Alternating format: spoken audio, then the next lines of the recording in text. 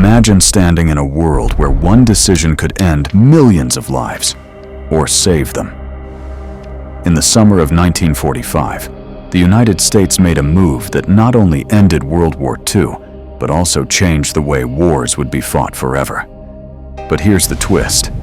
What the world thought was absolute power, it was actually a bluff. When most people hear about the bombings of Hiroshima and Nagasaki, they think of unstoppable American might, the ultimate show of force. But what many don't realize is that the US didn't have an endless stockpile of atomic bombs ready to rain down on Japan. In fact, America only had two functional bombs at the time, Little Boy and Fat Man. On August 6, 1945, the first bomb fell on Hiroshima.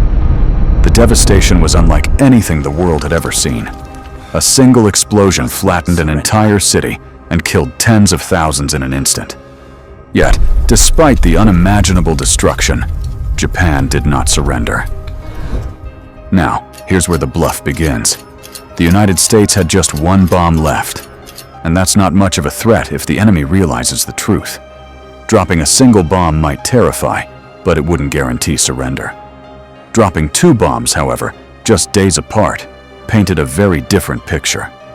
It suggested an arsenal, an endless supply of nuclear firepower that could wipe Japan off the map city by city. So, just 3 days later, on August 9th, the US dropped its second and final bomb on Nagasaki. From a purely military perspective, the difference between one bomb and two wasn't dramatic. But psychologically, it was massive. To Japan's leaders, it looked like America had plenty more to spare, waiting in the wings.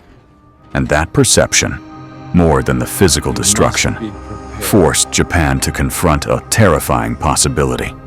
If they didn't surrender, their nation could face complete annihilation. What Japan didn't know was that the US was, at that moment, out of bombs. If Japan had resisted longer, the US would have had nothing immediate to follow up with. But Tokyo couldn't risk calling the bluff. Within days, Japan surrendered, and World War II came to an end. It's worth noting that the US had already inflicted staggering destruction on Japanese cities through conventional bombing, especially the firebombing of Tokyo, which killed more people than either atomic blast. Yet it wasn't just raw destruction that ended the war, it was psychology. It was the perception of overwhelming power, even when that power wasn't as limitless as it appeared. In the end, the atomic bombings were more than a military strike.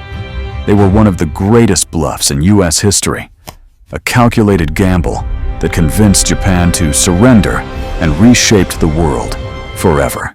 And if you found this story fascinating, like this video, share it with history lovers, and subscribe to our channel.